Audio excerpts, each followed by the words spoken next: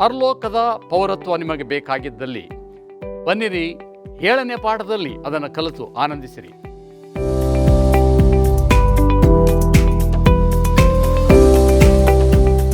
ಸಬ್ಬತ್ ಶಾಲೆಯ ಕಾರ್ಯಕ್ರಮಕ್ಕೆ ನಿಮ್ಮೆಲ್ಲರಿಗೂ ಸುಸ್ವಾಗತ. ಹೋಪ್ ಮಾಧ್ಯಮದ ಮೂಲಕ ನಿಮ್ಮೆಲ್ಲರನ್ನು ಭೇಟಿಯಾಗುವುದು ನಮ್ಮೆಲ್ಲರಿಗೂ ಸಂತೋಷವನ್ನು ತರುವಂಥದ್ದಾಗಿದೆ. ಈ 7ನೇ ಪಾಠದಲ್ಲಿ ಅದ್ಭುತವಾಗಿರ್ತಕ್ಕಂಥ ಇನ್ನೊಂದು ಕೆಲವು ವಿಚಾರಗಳನ್ನು ನಾವು ಕಲೀಲಿಕ್ಕೆ ಹೋಗ್ತಾ ಇದ್ದೇವೆ. ಪ್ರಾರ್ಥನೆಯ ಮೂಲಕ ನಮ್ಮ ಈ ಪಾಠವನ್ನು ಶುರು ಮಾಡೋಣವೇ. ಪ್ರೀತಿ ಸಾಗರನೇ ಸಂಪೂರ್ಣನೇ, ಈ ಒಂದು ಪುಸ್ತಕವನ್ನು ನಾವು ತೆರೆದು ಓದುವಾಗ ನಮ್ಮ ಜೊತೆ ನೀನು ಮಾತನಾಡಿ ಈ ಕಾರ್ಯಕ್ರಮವು ಎಲ್ಲರಿಗೂ ಹೋಗಿ ಸೇರುವಂತೆ, ಮುಟ್ಟುವಂತೆ ನೀನೇ ಆಶೀರ್ವದಿಸಿ ನಮ್ಮ ಈ ಕಾರ್ಯಕ್ರಮದ ಮೂಲಕ ನೀನೊಬ್ಬನೇ ಮಹಿಮೆ ಹೊಂದಬೇಕೆಂದು ಯೇಸು ಕ್ರಿಸ್ತನ ದಿವ್ಯ ನಾಮದಲ್ಲಿ ಆಶೀರ್ವಾದವನ್ನು ಬೇಡಿ ಹೊಂದಿದ್ದೇವೆ ನಮ್ಮ ತಂದೆಯೇ, ಆಮೇನ್.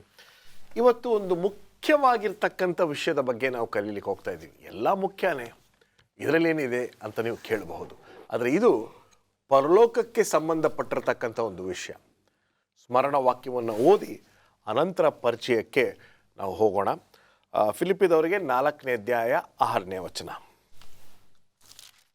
ದೇವರ ವಾಕ್ಯ ಈ ರೀತಿ ಹೇಳುತ್ತೆ, ಯಾವ ಸಂಬಂಧವಾಗಿಯೂ ಚಿಂತೆ ಮಾಡದೆ ಸರ್ವ ವಿಷಯದಲ್ಲಿ ದೇವರ ಮುಂದೆ ಕೃತಜ್ಞತಾಸ್ತುತಿಯನ್ನು ಪ್ರಾರ್ಥನೆ ವಿಜ್ಞಾಪನೆಗಳನ್ನು ಮಾಡುತ್ತಾ ನಿಮಗೆ ಬೇಕಾದದ್ದನ್ನು ತಿಳಿಯಪಡಿಸಿರಿ. ಒಂದು ಅದ್ಭುತವಾಗಿರ್ತಕ್ಕಂಥ ಪಾಠ. ಬನ್ನಿ ಒಂದು ಪಕ್ಷಿ ನೋಟವನ್ನು ನೋಡೋಣ. ಪಾಠಕ್ಕೆ ಹೋಗುವ ಮುನ್ನ ಪಾಸ್ಟರ್ ಪ್ರಸನ್ನ ಅವರೇ, ತುಂಬ ಸಂತೋಷ ನೀವು ಬಂದಿರತಕ್ಕಂಥದ್ದು. ಈ ತ್ರೈಮಾಸಿಕದ 7ನೇ ಪಾಠಕ್ಕೆ ನಾವು ಕಾಲಿಟ್ಟಿದ್ದೇವೆ. 7ನೇ ಪಾಠದಲ್ಲಿ 1ರಿಂದ 7 ಅಧ್ಯಾಯಗಳಲ್ಲಿ ಅಥವಾ 7 ಪಾಠಗಳು ಫಿಲಿಪ್ಪಿಯ ಪುಸ್ತಕವನ್ನು ಸಂಪೂರ್ಣವಾಗಿ ನಮಗೆ ಪರಿಚಯ ಮಾಡಿಕೊಟ್ಟಿದೆ. ಈ ವಾರದಲ್ಲಿ ಫಿಲಿಪ್ಪಿಯ ಪುಸ್ತಕದ ಕೊನೆಯ ಅಧ್ಯಾಯ.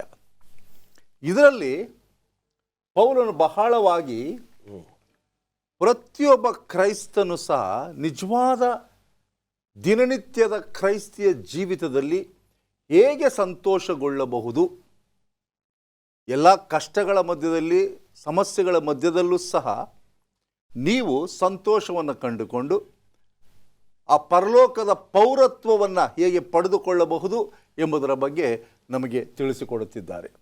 ಇಲ್ಲಿ ನೋಡುವ ಹಾಗೆ ಪೌಲನು ಈ 4ನೇ ಅಧ್ಯಾಯದ, ಫಿಲಿಪ್ಪಿಯದಲ್ಲಿ 4 ಅಧ್ಯಾಯಗಳಿವೆ, 4ನೇ ಅಧ್ಯಾಯದ ಕೊನೆಯ ವಚನಗಳನ್ನು ನಾವು ಗಮನಿಸುವಾಗ ಇದು ಯೇಸು ಕ್ರಿಸ್ತನು ಪರ್ವತ ಪ್ರಸಂಗದಲ್ಲಿ ಮಾಡಿದಂಥ ಒಂದು ಸಂದೇಶದ ಹಾಗೆ ಇದೆ.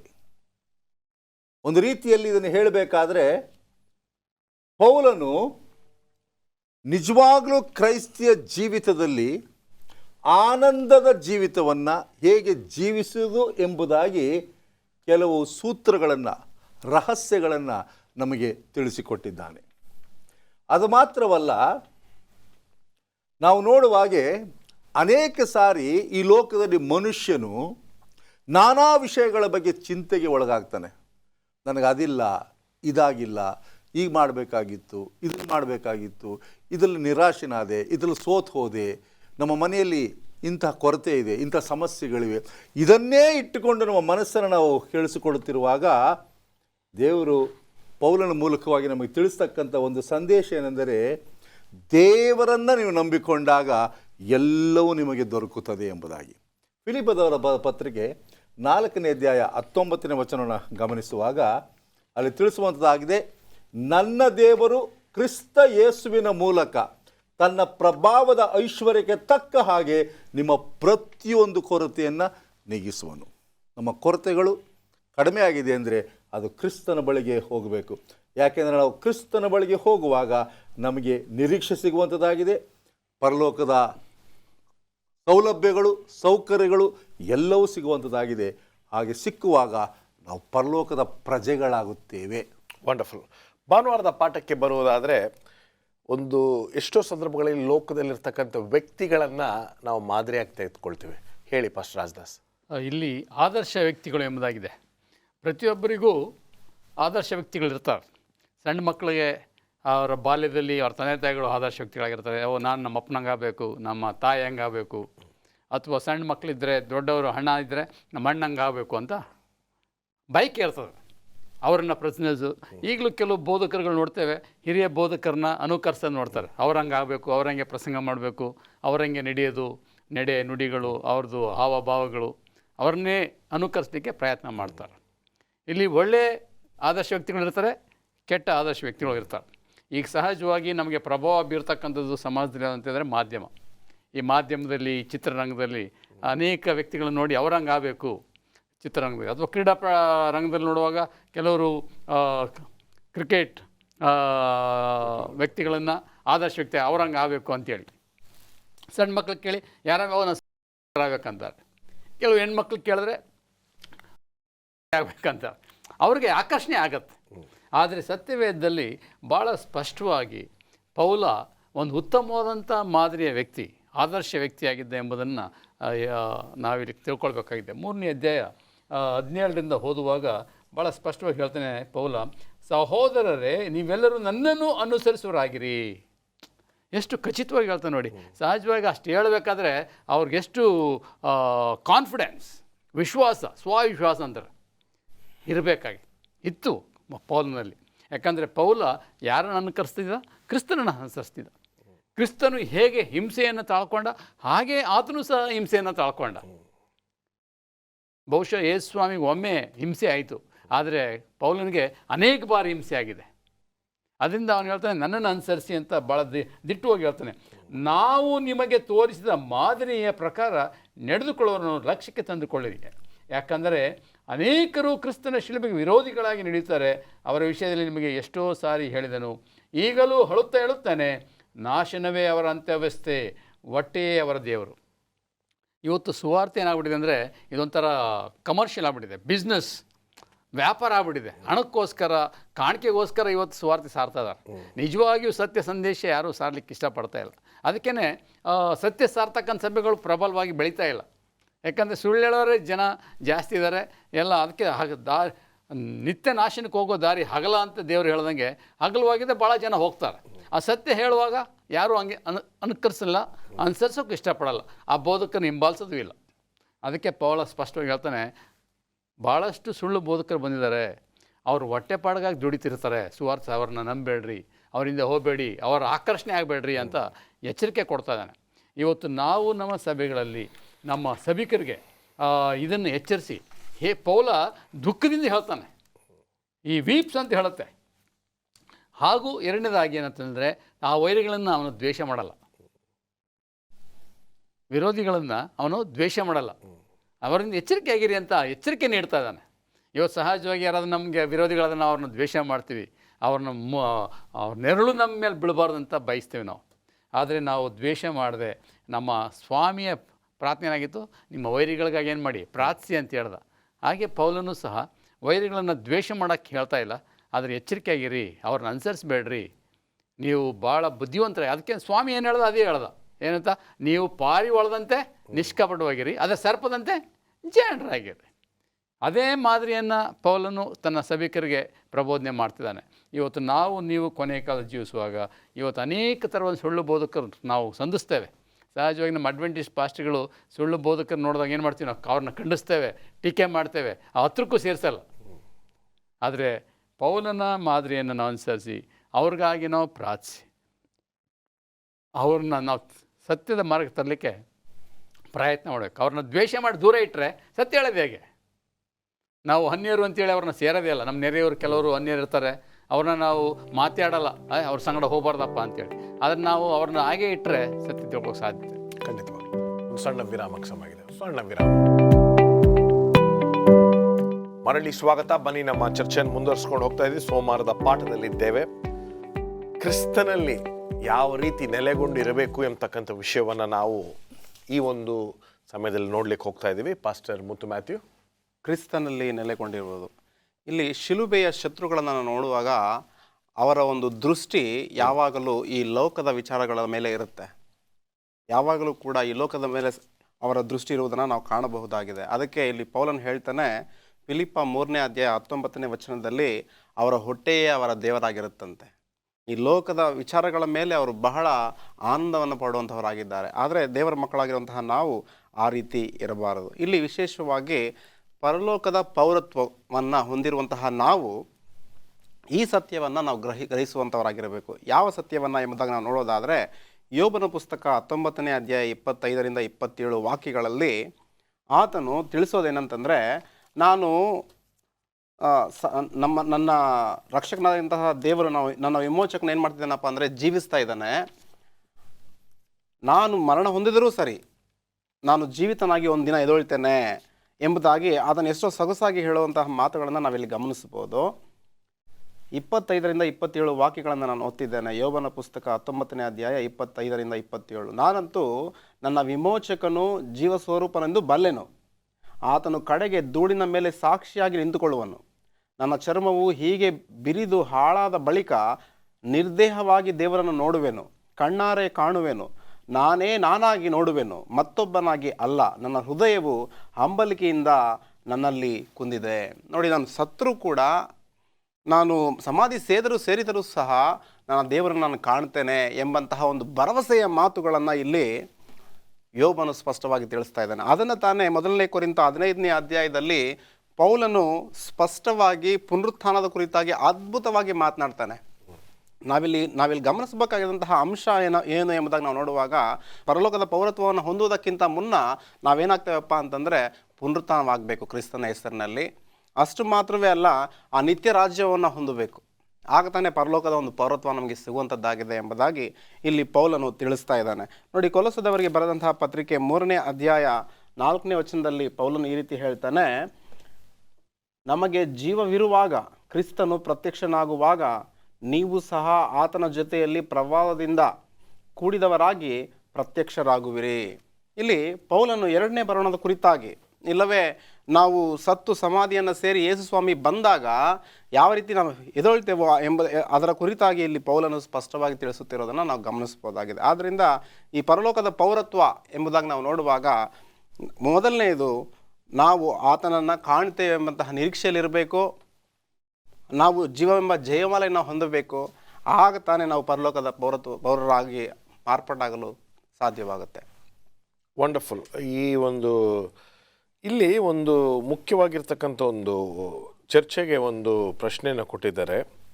ಈ ಒಂದು ನಿತ್ಯ ಜೀವಕ್ಕೆ ಬೇಕಾಗಿರ್ತಕ್ಕಂಥ ನಂಬಿಕೆ ಏನು? What is the most important promise of eternal life? Pastor Prasanna, do you want to add something to this? ನಮಗೆ ಬೇಕಾಗಿರ್ತಕ್ಕಂಥದ್ದು ದೇವರ ವಾಗ್ದಾನಗಳಲ್ಲಿ ನಂಬಿಕೆಯನ್ನು ಇಡ್ತಕ್ಕಂಥದ್ದು. ದೇವರ ವಾಕ್ಯ ಯಾವತ್ತೂ ನಿರಾಶೆ ಮಾಡೋದಿಲ್ಲ, ನಮ್ಗೆ ಯಾವಾಗಲೂ ಸಂತೋಷವನ್ನು ತರ್ತಕ್ಕಂಥದ್ದು. ಅದೇ ಆ ವಾಗ್ದಾನದಲ್ಲಿ ನಂಬಿಕೆ ಇಟ್ಟಾಗ ನಿತ್ಯ ಜೀವ ಖಂಡಿತವಾಗಿ ನಮಗೆ ಸಿಗ್ತದೆ. ವಂಡರ್ಫುಲ್. ಸೋಮವಾರದ ಪಾಠಕ್ಕೆ ಈಗಾಗಲೇ ನೋಡಿದ್ದೀವಿ.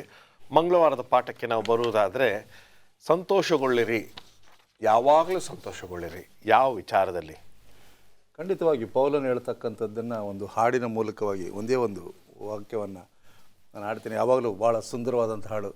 ಯಾವಾಗಲೂ ಕರ್ತನಲ್ಲಿ ಸಂತೋಷಿಸಿರಿ, ಸಂತೋಷ ಪಾಡಿರಿ ಎಂದು ತಿರುಗಿ ಹೇಳುತ್ತೇನೆ, ಎಂದು ತಿರುಗಿ ಹೇಳುತ್ತೇನೆ. ಫಿಲಿಪ್ಪದವರಿಗೆ 4ನೇ ಅಧ್ಯಾಯ 1-3 ಪೌಲನು ಐಕ್ಯತೆ ಬಗ್ಗೆ ಮಾತಾಡ್ತಾ ಇದ್ದಾನೆ, ಅನ್ಯೋನ್ಯತೆ ಬಗ್ಗೆ ಮಾತಾಡ್ತಾ ಇದ್ದಾನೆ. ಅದಾದ ಮೇಲೆ ಫಿಲಿಪ್ಪದವರಿಗೆ 4ನೇ ಅಧ್ಯಾಯ 4-7 ವಚನಗಳಲ್ಲಿ ಪೌಲನು ಯಾವಾಗಲೂ ಸಂತೋಷವಾಗಿರ್ರಿ ಎಂಬುದಾಗಿ ಹೇಳ್ತಾ ಇದ್ದಾನೆ. ಯಾಕೆಂದರೆ ನಾವು ಈಗಾಗಲೇ ನೋಡಿದ್ದೇವೆ, ಪೌಲನು ಪ್ರತಿಯೊಂದು ಪರಿಸ್ಥಿತಿಯಲ್ಲಿ ಸಂತೋಷವಾಗಿದ್ದನು. ಅವನು ಸೆರೆಮನೆಯಲ್ಲಿದ್ದಾಗ ಸಂತೋಷವಾಗಿದ್ದ, ಕ್ರಿಸ್ತನಿಗೋಸ್ಕರ ಒಡಿಸ್ಕೊಂಡಾಗ ಸಂತೋಷವಾಗಿದ್ದ, ಆತನು ಜನರಿಂದ ತಿರಸ್ಕಾರ ಮಾಡಿದಾಗ ಸಂತೋಷವಾಗಿದ್ದ. ಇವತ್ತು ಕ್ರೈಸ್ತರಾದ ನಾವು ಇದನ್ನು ಅನುಸರಿಸಬೇಕು. ಯಾಕೆಂದರೆ ಪೌಲನು ಹೇಳ್ತಾನೆ ಫಿಲಿಪ್ಪದವರಿಗೆ 4ನೇ ಅಧ್ಯಾಯ 6 ಮತ್ತು 7ನೇ ವಚನದಲ್ಲಿ, ಯಾವ ಸಂಬಂಧವಾಗಿಯೂ ಚಿಂತೆ ಮಾಡದೆ ಸರ್ವ ವಿಷಯದಲ್ಲಿ ದೇವರ ಮುಂದೆ ಕೃತಜ್ಞತಾಸ್ತುತಿಯನ್ನು ಪ್ರಾರ್ಥನೆ ವಿಜ್ಞಾಪನೆಗಳನ್ನು ಮಾಡುತ್ತಾ ನಿಮಗೆ ಬೇಕಾದದನ್ನು ತಿಳಿಯಪಡಿಸಿರಿ. ಇದು ಒಂದು ರೀತಿಯಲ್ಲಿ ಈಗಾಗಲೇ ಸಾಧ್ಯವಾಗ್ತದಾ? ಯಾವಾಗಲೂ ಸಂತೋಷವಾಗಿರ್ಲಿಕ್ಕಾಗ್ತದಾ? ನಮ್ಮದೇ ಆದಂಥ ಸಮಸ್ಯೆಗಳಿದೆ ಎಂಬುದಾಗಿ ಚಿಂತೆ ಮಾಡಿ ನಾವೇನು ಮಾಡಲಿಕ್ಕೆ ಆಗೋದಿಲ್ಲ. ಅದಕ್ಕೋಸ್ಕರ ಸ್ವಾಮಿ ಒಂದು ಭರವಸೆಯನ್ನು ಕೊಟ್ಟಿದ್ದಾನೆ. 1 ಪೇತ್ರ 5ನೇ ಅಧ್ಯಾಯ 7ನೇ ವಚನದಲ್ಲಿ, ನಿಮ್ಮ ಚಿಂತೆಯನ್ನೆಲ್ಲ ನನ್ನ ಮೇಲೆ ಹಾಕಿರಿ, ನಿಮಗೋಸ್ಕರ ಚಿಂತಿಸ್ತೇನೆ ಎಂಬುದಾಗಿ. ಇವತ್ತು ಮನುಷ್ಯರಾದ ನಾವು ನಮ್ಮ ಚಿಂತೆಗಳಿಂದ ನಮ್ಮ ಆರೋಗ್ಯವನ್ನು ಕೆಡಿಸ್ಕೊಳ್ತಾ ಇದ್ದೇವೆ. ದೇವರ ಮೇಲೆ ನಂಬಿಕೆಯನ್ನು ಇಡುವುದನ್ನು ಬಿಟ್ಟು ನಾವು ನಮ್ಮ ಸಮಾಧಾನವನ್ನು ಕಳೆದುಕೊಳ್ತೇವೆ. ಯಾಕೆಂದರೆ ಸತ್ಯವೇದ ಅನೇಕ ವಚನಗಳು ಹೇಳ್ತದೆ, ನಮ್ಮ ಸುಕ್ಷೇಮವನ್ನು ನೀಡುವವನು ಯೇಸು ಸ್ವಾಮಿ, ನಮ್ಮ ಸಮಾಧಾನದ ಪ್ರಭು ಯೇಸು ಸ್ವಾಮಿ, ಸಮಾಧಾನದಕ್ಕೆ ಇನ್ನೊಂದು ಹೆಸರು ಯೇಸು ಸ್ವಾಮಿ. ನಾವು ಕಷ್ಟವನ್ನು ಅನುಭವಿಸಬಾರದು, ಸಂತೋಷವಾಗಿರಬೇಕೆಂಬುದಾಗಿ ಸ್ವಾಮಿ ನಮಗೋಸ್ಕರ ಎಲ್ಲವನ್ನ ಇಟ್ಟಿದ್ದಾನೆ. ಸತ್ಯವೇದ ಬಹಳ ಸ್ಪಷ್ಟವಾಗಿ ಹೇಳ್ತದೆ. ನಿಮ್ಮ ನಿಜವಾದ ಸಂತೋಷ 7ನೇ ವಚನವನ್ನು ಓದೋಣ. ಎಲ್ಲ ಗ್ರಹಿಕೆಯನ್ನು ಮೀರುವ ದೇವ ಶಾಂತಿಯು ನಿಮ್ಮ ಹೃದಯಗಳನ್ನು ಯೋಚನೆಗಳನ್ನು ಕ್ರಿಸ್ತ ಯೇಸುವಿನಲ್ಲಿ ಕಾಯುವುದು. ಇದು ತಾನೇ ನೀವು ಸಂತೋಷವಾಗಿರಬೇಕು. ಯಾಕೆಂದರೆ ನಿಮ್ಮ ಹೃದಯದ ಸಂತೋಷ ಕ್ರಿಸ್ತನಲ್ಲಿದೆ. ನಿಮಗೆ ಸಮಾಧಾನ ಬೇಕು, ಪರಿಹಾರ ಬೇಕು. ಸಮಸ್ಯೆಗಳಿಗೆ ನಿಮಗೆ ಪರಿಹಾರ ಬೇಕಾದರೆ ಸ್ವಾಮಿಯಿಂದ ಮಾತ್ರ ಸಿಕ್ಕಲು ಸಾಧ್ಯ, ಮನುಷ್ಯರಿಂದ ಸಿಕ್ಕೋದಿಲ್ಲ. ಅದಕ್ಕೋಸ್ಕರ ದೇವರನ್ನು ಆತುಕೊಂಡಾಗ ಯಾವಾಗಲೂ ಸಂತೋಷವಾಗಿರ್ಬೋದು, ಎಲ್ಲ ಸಮಯದಲ್ಲೂ ಸಂತೋಷವಾಗಿರ್ಬೋದು. ನಿಮ್ಮ ದುಃಖದಲ್ಲಿ, ನೋವಿನಲ್ಲಿ, ಭಾರದಲ್ಲಿ, ಮರಣದಲ್ಲೂ ಸಹ ನಿಮಗೆ ನಿರೀಕ್ಷೆಯನ್ನು ಹುಟ್ಟಿಸ್ತಕ್ಕಂಥ ಸ್ವಾಮಿಯಲ್ಲಿ ನೀವು ಸಂತೋಷವಾಗಿರ್ಬೋದು. ವಂಡರ್ಫುಲ್. ಸಣ್ಣ ವಿರಾಮವನ್ನು ತೆಗೆದುಕೊಳ್ಳೋಣ, ಒಂದು ಸಣ್ಣ ವಿರಾಮ. ಮರಳಿ ಸ್ವಾಗತ. ಬನ್ನಿ ನಮ್ಮ ಚರ್ಚೆಯನ್ನು ಮುಂದುವರಿಸ್ಕೊಂಡು ಹೋಗೋಣ. ಬುಧವಾರದ ಪಾಠದಲ್ಲಿದ್ದೇವೆ. ಈ ವಿಚಾರಗಳ ಮೇಲೆ ನಿಮ್ಮ ಚಿಂತನ ಇರಲಿ ಎಂಬತಕ್ಕಂಥ ವಿಷಯವನ್ನು ನಾವು ನೋಡ್ಲಿಕ್ಕೆ ಹೋಗ್ತಾ ಇದ್ದೀವಿ. ಯಾವುದು ಆ ವಿಚಾರಗಳು ಹೇಳಿ ಪಾಸ್ಟರ್ ರಾಜದಾಸ್. ಪೌಲ ಭಾಳ ಸ್ಪಷ್ಟವಾಗಿ ಸಭಿಕರಿಗೆ ಎಚ್ಚರಿಸ್ತಾ ಇದ್ದಾನೆ. ಏನಂತ ಹೇಳಿದ್ರೆ, ನಮ್ಮ ಆಲೋಚನೆಗಳು, ಹೃದಯವನ್ನು ನಾವು ಕಾಪಾಡ್ಕೊಳ್ಬೇಕಂತೆ, ಕಾಯಬೇಕಂತೆ. ಹೇಗೆ ಪಟ್ಟಣವನ್ನು ಸಿಪಾಯಿಗಳು ಕಾಯ್ತಾರೆ, ಹಾಗೆ ನಮ್ಮ ಆಲೋಚನೆಗಳು, ನಮ್ಮ ಹೃದಯವನ್ನು ಕಾಯ್ದೇ ಇದ್ದರೆ ಇದು ಅದಕ್ಕೇ ಎರಿಮೆ ಹೇಳ್ತಾನೆ, ನಮ್ಮ ಹೃದಯವು ಭಾಳ ವಿಚಿತ್ರವಾಗಿದೆ, ಭಾಳ ವಂಚಕವಾಗಿದೆ. ಯಾರ ಹೃದಯಗಳನ್ನು ಅವರು ಅಥಾರಿಟಿ ಇಟ್ಕೊಳ್ಳಲ್ಲ, ಅದು ಎಲ್ಲೆಲ್ಲೋ ಎಳ್ಕೊಂಡೋಗ್ಬಿಡುತ್ತೆ. ಇವತ್ತು ನಿಜವಾಗಿ ದೇವರ ಸತ್ಯದಲ್ಲಿ ನೆಲೆಸಬೇಕು. ನಾವು ಸಭೆಯಲ್ಲಿ ಸ್ಥಿರವಾಗಿರ್ಬೇಕಂದ್ರೆ ನಮ್ಮ ಹೃದಯ ಸ್ಥಿರವಾಗಿರ್ಬೇಕು. ಅದನ್ನು ನಮ್ಮ ಆಲೋಚನೆಗಳನ್ನು ನಾವು ನಮ್ಮ ಹತೋಟಿಗೆ ಇಟ್ಕೊಳ್ಬೇಕಂತೆ. ಯಾರು ಇಟ್ಕೊಂಡಿರ್ತಾರೆ ಅವ್ರು ಮಾತ್ರ ಯಶಸ್ವಿಯಾಗಿ, ಅವ್ರಿಗೆ ಶಾಂತಿ ಇರ್ತದಂತೆ. ದೇವ್ರ ವಾಕ್ಯ ಹೇಳುತ್ತೆ, ಕೀರ್ತನೆ 119ರಲ್ಲಿ ಏನಂತ ಹೇಳಿದ್ರೆ, ಯಾರು ದೇವ್ರ ವಾಕ್ಯವನ್ನು ಪ್ರೀತಿ ಮಾಡ್ತಾರೆ, ಆಜ್ಞೆಯನ್ನು ಪ್ರೀತಿ ಮಾಡ್ತಾರೆ, ಅವ್ರಿಗೇನಿದೆ ಅಂತೆ, ಮಹಾಶಾಂತಿ ಸಿಗುತ್ತಂತೆ. ಇವತ್ತು ಜನಗಳು ಶಾಂತಿಗಾಗಿ ತವಕ ಪಡ್ತಿದ್ದಾರೆ. ಯಾಕಂತ ಹೇಳಿದ್ರೆ ಅವರು ತಮ್ಮ ಹೃದಯದ ಆಲೋಚನೆಯನ್ನು ಅವರು ನಿಯಂತ್ರಿಸ್ತಾ ಇಲ್ಲ. ಅವರ ಆಲೋಚನೆಗೆ ವಿರುದ್ಧವಾಗಿ ನಡೀತಿರ್ತಾರೆ, ಹೃದಯ ವಿರುದ್ಧವಾಗಿ, ಮನಸ್ಸಾಕ್ಷಿ ವಿರುದ್ಧವಾಗಿ ನಡೀತಿರ್ತಾರೆ. ಅವರಿಗೆ ಅಶಾಂತಿ ಇರ್ತದೆ. ನಮ್ಮ ನಿಜವಾಗ್ಲೂ ಕ್ರೈಸ್ತರಿಗೆ ಶಾಂತಿ ಯಾವಾಗ ಸಿಗುತ್ತಂದರೆ ದೇವರ ವಾಕ್ಯಕ್ಕೆ ಅನುಗುಣವಾಗಿ ನಡೀಬೇಕಾದ್ರೆ. ಅದಕ್ಕೆ ಪೌಲ ಭಾಳ ಸ್ಪಷ್ಟವಾಗಿ 4ನೇ ಅಧ್ಯಾಯ 8-9ರಲ್ಲಿ 6 ಅಂಶಗಳನ್ನು ತಿಳಿಸ್ತಿದ್ದಾನೆ. ಈ ಗುಣಲಕ್ಷಣಗಳು, ಈ 6 ಗುಣಲಕ್ಷಣಗಳು ಯಾರಲ್ಲಿರ್ತದೆ ಅಂತೇಳಿ ಪೌಲ ಭಾಳ ಸ್ಪಷ್ಟವಾಗಿ ಹೇಳ್ತಾನೆ. ಅದನ್ನ ಓದಿ ನಾನು ವಿವರಿಸ್ತೇನೆ ನೋಡಿ. ಕಡೆ ಮಾತಿನೆಂದರೆ ಸಹೋದರರೇ, ಯಾವುದು ಸತ್ಯವು, ಮಾನ್ಯವು, ನ್ಯಾಯವು, ಶುದ್ಧವು, ಪ್ರೀತಿಕರವು, ಮನೋಹರವಾಗಿದೆಯೋ, ಯಾವುದು ಸದ್ಗುಣವಾಗಿದೆಯೋ, ಯಾವುದು ಕೀರ್ತಿಗೆ ಯೋಗ್ಯವೋ ಅವೆಲ್ಲವುಗಳನ್ನು ಲಕ್ಷ್ಯಕ್ಕೆ ತಂದುಕೊಳ್ಳಿರಿ. ನೀವು ಯಾವುದನ್ನು ನನ್ನಿಂದ ಕಲಿತು ಹೊಂದಿದ್ದೀರೋ ಮತ್ತು ಯಾವುದನ್ನು ನನ್ನಲ್ಲಿ ಕೇಳಿ ಕಂಡಿರೋ ಅದನ್ನೇ ಮಾಡುತ್ತಾ ಬನ್ನಿರಿ. ಹೀಗೆ ಮಾಡಿದರೆ ಶಾಂತಿದಾಯಕನ ದೇವರು ನಿಮ್ಮೊಂದಿಗಿರುವನು. ಇವತ್ತು ಯೇಸು ಸ್ವಾಮಿ ನಮ್ಮ ಕೂಡ ಇರಬೇಕಾದ್ರೆ ನಾವೇನಾಗಿರಬೇಕು? ಸತ್ಯವನ್ನು ನುಡಿಬೇಕು. ಸತ್ಯಮೇವೇ ಜಯತೆ ಅಂತ ಹೇಳ್ತಾರೆ. ಸತ್ಯ ಯಾವಾಗಲೂ ಗೆಲ್ಲುತ್ತಂತೆ, ಟ್ರೂತ್. ಮತ್ತು ಮಾನ್ಯವಾಗಿ ನಡಿಬೇಕಂತ. We should be noble. ಕ್ರೈಸ್ತರ ಮೇಲೆ ಅವು ಮಾನ್ಯರಾಗಿರಬೇಕು. ಯಾವುದೇ ಕಾರಣಕ್ಕೂ ನಾವು ಅವಮಾನಕ್ಕೆ ತುತ್ತಾಗಬಾರ್ದು, ನೋಬಲ್ ಆಗಿರ್ಬೇಕಂತ. 3ನೇ ಗುಣ ಅಂತ ಹೇಳಿದ್ರೆ ಮಾಡೋದೆಲ್ಲ ಸರಿಯಾಗಿರ್ಬೇಕಂತೆ, ರೈಟ್.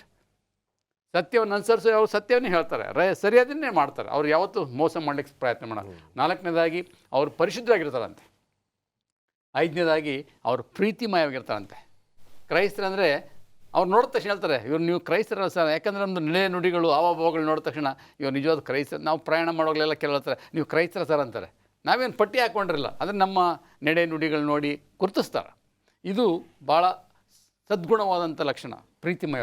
ಕೊನೆಯಲ್ಲಿ ಆಕರ್ಷಮಯವಾಗಿರ್ಬೇಕಂತೆ. ಯಾವ ರೀತಿ ಅಯಸ್ಕಾಂತು ಏನು ಮಾಡುತ್ತೆ, ಕಬ್ಬಿಣವನ್ನು ಆಕರ್ಷಿಸುತ್ತೆ, ಹಾಗೆ ನಾವು ಆ ಅಯಸ್ಕಾಂತಿನ ಶಕ್ತಿ, ಪವಿತ್ರಾತ್ಮನ ಶಕ್ತಿ ನಮ್ಮಲ್ಲಿರ್ಬೇಕಂತೆ. ಜನ ನಮ್ಮನ್ನು ನೋಡಿದ ತಕ್ಷಣ ಕ್ರಿಸ್ತನ ಕಡೆಗೆ ಅವ್ರು ಏನಾಗಬೇಕು, ಸೆಳೆಯಬೇಕು. ನಾವು ನಮ್ಮನ್ನು ನೋಡ್ಬೋದು, ಅಯ್ಯೋ ಕ್ರೈಸ್ತ ಇವ್ರು ಹಂಗೆ ಇರಬಾರ್ದಪ್ಪ ಅಂತ ಹೋಗಬಾರ್ದು. ಇವ್ರು ಹಂಗೆ ಇರಬೇಕಪ್ಪ, ಇವ್ರ ಮಕ್ಳು ಹಂಗೆ ನಮ್ಮ ಮಕ್ಳು ಆಗ್ಬೇಕಂತೇಳಿ ನಾವು ಅವ್ರನ್ನ ಕ್ರಿಸ್ತನ ಕಡೆ ತೆರಿಬೇಕಾದ್ರೆ ಆ ಆಕರ್ಷಮಯವಾದಂಥ ಸ್ವಭಾವ ನಮ್ಮಲ್ಲಿದ್ದರೆ ಆಗ ದೇವರಿಗೆ ಮಹಿಮೆ ಆಗುತ್ತೆ. ಈ ವಿಷಯಗಳಲ್ಲಿ ಕುರಿತು ಯೋಚನೆ ಮಾಡಿ ಚಿಂತಿಸಿ ಅಂತೇಳಿ ಪೌಲ ಭಾಳ ಸ್ಪಷ್ಟವಾಗಿ ಸಭೆಗೆ ಎಚ್ಚರಿಕೆ ನೀಡ್ತಾರೆ. ವಂಡರ್ಫುಲ್. ಗುರುವಾರದ ಪಾಠಕ್ಕೆ ನಾವು ಬರೋಣ. ತುಂಬ ಒಂದು ಮುಖ್ಯವಾಗಿರ್ತಕ್ಕಂಥದ್ದು, ಅದರಲ್ಲೂ ನಮ್ಮೆಲ್ಲರಿಗೂ ಬೇಕಾಗಿರ್ತಕ್ಕಂಥ ಒಂದು ಪಾಠ ಗುರುವಾರದಲ್ಲಿದೆ. ಪಾಸ್ಟರ್ ಮುತ್ತು ಹೇಳಿ. ಈ ಸಂತೃಪ್ತಿಯನ್ನು ಯಾವ ರೀತಿ ನಾವು ಹೊಂದ್ಕೊಳ್ಬೇಕು ಎಂಬ ವಿಚಾರವಾಗಿ ಪೌಲನು ಬಹಳ ಸೊಗಸಾಗಿ ಇಲ್ಲಿ ಮಾತನಾಡೋದನ್ನು ನಾವು ಕಾಣ್ತಿದ್ದೇವೆ. ಫಿಲಿಪ್ಪದವರಿಗೆ ಬರೆದಂತಹ ಪತ್ರಿಕೆ 4ನೇ ಅಧ್ಯಾಯ 12ನೇ ವಚನದಲ್ಲಿ ಪೌಲನು ಈ ಮಾತನ್ನು ಹೇಳ್ತಾನೆ, ಬಡವನಾಗಿರಲು ಬಲ್ಲೆನೋ, ಸಮೃದ್ಧಿಯುಳ್ಳವನಾಗಿರಲು ಬಲ್ಲೆನೋ, ನಾನು ತೃಪ್ತನಾಗಿದ್ದರೂ ಹಸಿದವನಾಗಿದ್ದರೂ, ಸಮೃದ್ಧಿಯುಳ್ಳವನಾಗಿದ್ದರೂ ಕೊರತೆಯುಳ್ಳವನಾಗಿದ್ದರೂ, ಯಾವ ಥರದ ಸ್ಥಿತಿಯಲ್ಲಿರುವವನಾದರೂ ಅದರ ಗುಟ್ಟು ನನಗೆ ತಿಳಿದಿದೆ. ಪೌಲನು ಎಲ್ಲದರಲ್ಲೂ ಕೂಡ ಅನುಸರಿಸಿಕೊಂಡು ಹೋಗುವಂತಹ ಒಬ್ಬ ವ್ಯಕ್ತಿ ಎಂಬುದನ್ನು ಈ ವಚನದ ಮುಖಾಂತರ ನಾವು ಹೇಳಿದ್ರೆ ಖಂಡಿತವಾಗ್ಲೂ ತಪ್ಪಾಗೋದಿಲ್ಲ. ಪ್ರತಿಯೊಂದರಲ್ಲಿ ಆತನು ತೃಪ್ತಿಯನ್ನು ಹೊಂದುತ್ತಾ ಆತನು ಮುಂದಕ್ಕೆ ಹೋಗ್ತಿದ್ದಾನೆ. ಆದ್ದರಿಂದ ದೇವರ ಮಕ್ಕಳಾಗಿರುವಂತಹ ನಾವು ಸಂತೃಪ್ತಿಯನ್ನು ಯಾವ ರೀತಿ ಹೊಂದ್ಕೊಳ್ಬೇಕು ಎಂಬ ವಿಚಾರವಾಗಿ ಇಲ್ಲಿ ಒಂದು ಕೆಲವು ಅಂಶಗಳನ್ನು ಬರೆಯಲ್ಪಟ್ಟಿರೋದು ನಾವು ಗಮನಿಸಬೇಕು. ಮೊದಲನೇದಾಗಿ ಕೀರ್ತನೆಗಳು 23ನೇ ಅಧ್ಯಾಯ 1ನೇ ವಾಕ್ಯ, ದಾವೀದನು ಹೇಳ್ತಾನೆ, ಯೆಹೋವನು ನನ್ನ ಕುರುಬನು, ಕೊರತೆ ಪಡೋಣ ಎಂಬುದಾಗಿ. ದೇವರ ಮೇಲೆ ನಾವು ಸಂಪೂರ್ಣವಾದಂತಹ ಭರವಸೆ ಇಟ್ಟಾಗ ನಾವು ಕಾಡಿನಲ್ಲಿದ್ದರೂ ಕೂಡ ನಮಗೇನಾಗುತ್ತಪ್ಪ ಅಂತಂದರೆ ಸಂತೃಪ್ತಿ ದೊರಕುತ್ತೆ ಎಂಬುದಾಗಿ ಹೇಳಿದ್ರೆ ಖಂಡಿತವಾಗೂ ತಪ್ಪಾಗೋದಿಲ್ಲ. ಅದೇ ರೀತಿ ಎರಡನೇದಾಗಿ ನಾವು ನೋಡುವಾಗ ಮತ್ತಾಯನ ಸುವಾರ್ತೆ 6ನೇ ಅಧ್ಯಾಯ 32ನೇ ವಚನ, ಇದು ದೇವರ ಒಂದು ವಾಗ್ದಾನಗಳು. ಇವೆಲ್ಲವೂ ಕೂಡ ನಮ್ಮ ದೇವರು ನಮ್ಗೇನು ಮಾಡ್ತಾನಪ್ಪ ಅಂತಂದರೆ ತನ್ನ ಚಿತ್ತಕ್ಕನುಸಾರವಾಗಿ ನಮಗೆ ಬೇಕಾದೆಲ್ಲವನ್ನೂ ಕೂಡ ಅನುಗ್ರಹಿಸುತ್ತಾನೆ ಎಂಬುದಾಗಿ ವಾಕ್ಯ ತಿಳಿಸುತ್ತೆ. ಮೂರನೇದಾಗಿ 1ನೇ ಪೇತ್ರ 5ನೇ ಅಧ್ಯಾಯ 7ನೇ ವಾಕ್ಯದಲ್ಲಿ ನಾವು ನೋಡ್ತೇವೆ, ನಮ್ಮ ಎಲ್ಲ ಚಿಂತಾಭಾರಗಳನ್ನು ನಾವೇನು ಮಾಡಬೇಕಂತಂದರೆ ದೇವರ ಮೇಲೆ ಹಾಕುವಾಗ ಆ ದೇವರು ನಮಗಾಗಿ ಚಿಂತಿಸುತ್ತಾನೆ ಎಂಬುದಾಗಿ ದೇವರ ವಾಕ್ಯ ಹೇಳ್ತಿದೆ. ಅಷ್ಟೇ ಅಲ್ಲ, 4ನೇದಾಗಿ ನಾವು ನೋಡೋದಾದರೆ ಈಗ ತಾನೇ ಓದಿದಂತಹ ಭಾಗ ಫಿಲಿಪ್ಪದವರಿಗೆ ಬರೆದಂತಹ ಪತ್ರಿಕೆ 4ನೇ ಅಧ್ಯಾಯ 19ನೇ ವಚನ, ನನ್ನ ದೇವರು ಕ್ರಿಸ್ತ ಯೇಸುವಿನ ಮೂಲಕ ತನ್ನ ಪ್ರಭಾವದ ಐಶ್ವರ್ಯಕ್ಕೆ ತಕ್ಕ ಹಾಗೆ ನಿಮ್ಮ ಪ್ರತಿಯೊಂದು ಕೊರತೆಯನ್ನು ನೀಗಿಸುವನು. ಇಂತಹ ಒಂದು ಭರವಸೆಗಳಿಂದ ನಾವು ನಂಬುವುದಾದರೆ ಎಲ್ಲದರಲ್ಲೂ ಕೂಡ ನಾವೇನು ಮಾಡ್ತೇವಪ್ಪ ಅಂತಂದರೆ ಸಂತೃಪ್ತಿಯನ್ನು ಹೊಂದ್ತೇವೆ. ನಾವು ಯಾವಾಗ ದೇವರನ್ನು ಮರೆಯುತ್ತೇವೆ, ಯಾವಾಗ ದೇವರ ವಾಕ್ಯವನ್ನು ಮರಿತೇವೆ, ಆಗ ಯಾವುದರಲ್ಲೂ ಕೂಡ ನಮಗೇನಿರೋದಿಲ್ಲ, ಸಂತೃಪ್ತಿ ಅನ್ನೋದಿರೋದಿಲ್ಲ. ದೇವರನ್ನು ನಂಬುವಾಗ ಆತನು ನನ್ನ ಕುರುಬನಾಗಿದ್ದಾನೆ, ಆತನು ಒಳ್ಳೆಯ ಕುರುಬನಾಗಿದ್ದಾನೆ ಎಂಬುದಾಗಿ ನಾವು ನಂಬುವುದಾದರೆ ದೇವರು ನಾವು ಎಲ್ಲ ವಿಚಾರಗಳಲ್ಲೂ ಕೂಡ ತೃಪ್ತಿಯನ್ನು ಕಂಡುಕೊಳ್ಳಬಹುದು ಎಂಬುದಾಗಿ ಇಲ್ಲಿ ನಾವು ಗಮನಿಸಬೇಕು. ಅಷ್ಟೇ ಅಲ್ಲ, ಫಿಲಿಪ್ಪ 4:13 ಪೌಲನು ಹೇಳ್ತಾನೆ, ನನ್ನನ್ನು ಬಲಪಡಿಸುವಂತಹ ಕ್ರಿಸ್ತನಲ್ಲಿದ್ದುಕೊಂಡು ನಾನು ಎಲ್ಲವನ್ನೂ ಕೂಡ ಮಾಡಲು ಶಕ್ತನು ಎಂಬುದಾಗಿ ಪೌಲನು ಹೇಳ್ತಾನೆ. ಆದ್ದರಿಂದ ನಾವು ಈ ಸಂತೃಪ್ತಿಯನ್ನು ಹೊಂದಬೇಕಾದ್ರೆ ದೇವರ ಒಂದು ವಾಗ್ದಾನಗಳಲ್ಲಿ ಭರವಸೆಯನ್ನಿಡಬೇಕು. ದೇವರು ನನಗೆ ಅನುಗ್ರಹಿಸ್ತಾನೆ ಎಂಬಂತಹ ನಂಬಿಕೆಯಲ್ಲಿ ನಾವು ಮುಂದೆ ಹೋಗಬೇಕು. ನಾವು ನೋಡುವುದಾದರೆ ಉದಾಹರಣೆಗೆ ಏಲಿಯನಿಗೆ ದೇವರು ಏನು ಮಾಡ್ತಾನಪ್ಪ ಅಂತಂದರೆ ಕಾಗೆಗಳ ಮುಖಾಂತರ ಆಹಾರವನ್ನು ಕಳುಹಿಸ್ತಾನೆ. ಈ ಚೆರಾತ ಎಂಬಂತಹ ಹಳ್ಳಿಯಲ್ಲಿ ಒಬ್ಬ ವಿಧವೆ ಆಹಾರವಿಲ್ಲದೆ ಆ ಒಂದು ಭಯಂಕರವಾದಂತಹ ಒಂದು ಬರಗಾಲದಲ್ಲಿ ಆ ಕುಟುಂಬವನ್ನು ದೇವರು ಸಾಕಿ ಸಲಹುತ್ತಾನೆ. ಯಾಕೆ ಎಂಬುದಾಗಿ ನಾವು ನೋಡುವಾಗ ಬಂದಂತಹ ಪ್ರವಾದಿಗೆ ಒಂದು ಅಪ್ಪವನ್ನು ಕೊಟ್ಟು ಆಕೆಯ ಕುಟುಂಬವು ದೇವರು ಆಶೀರ್ವಾದ ಮಾಡಿ ಆಹಾರ ಸಮೃದ್ಧಿಯಿಂದ ತುಂಬಿಸ್ತಾನೆ. ಆದ್ದರಿಂದ ದೇವರನ್ನ ಆತನ ಒಂದು ವಾಗ್ದಾನಗಳನ್ನು ನಾವು ನಂಬುವಾಗ ಆತನ ಏನು ಮಾಡ್ತಾನಪ್ಪ ಅಂತಂದರೆ ನಮಗೆ ಪ್ರತಿಯೊಂದರಲ್ಲೂ ಕೂಡ ನಾವು ಸಂತೃಪ್ತಿಯನ್ನು ಕಂಡುಕೊಳ್ಳಬಹುದು ಎಂಬುದನ್ನು ಈ ಒಂದು ಭಾಗದಲ್ಲಿ ನಾವು ಕಲಿಯಬಹುದಾಗಿದೆ. ಸಂತೃಪ್ತಿ ಎಂಬತಕ್ಕಂಥದ್ದು ಎಷ್ಟು ಮುಖ್ಯ. ದೇವರನ್ನು ಅರಿತಿರ್ತಕ್ಕಂಥವರು ಸಂತೃಪ್ತಿಯನ್ನು ಪಡೀತಾರೆ ಎಂಬತಕ್ಕಂಥ ವಿಷಯವನ್ನು ನೀವು ತಿಳಿಸ್ಕೊಟ್ಟಿದ್ದೀರ. ದೇವರು ನಿಮ್ಮ ಮೂವರನ್ನು ಆಶೀರ್ವದಿಸಲಿ. ದೇವರು ನಿಮ್ಮನ್ನು, ನಿಮ್ಮ ಕುಟುಂಬವನ್ನು, ಮಕ್ಕಳನ್ನು, ಮೊಮ್ಮಕ್ಕಳನ್ನು ಆಶೀರ್ವದಿಸಲಿ.